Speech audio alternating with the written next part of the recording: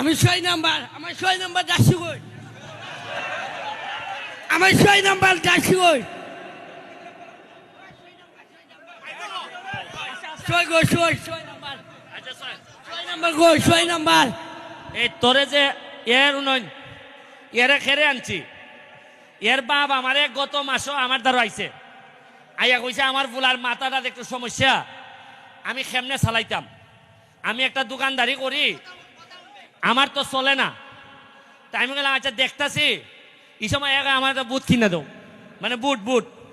তা আমি একটা বুট কিনে দিছি। গত সপ্তাহ আগের সপ্তাহে আমি যখন আইছি,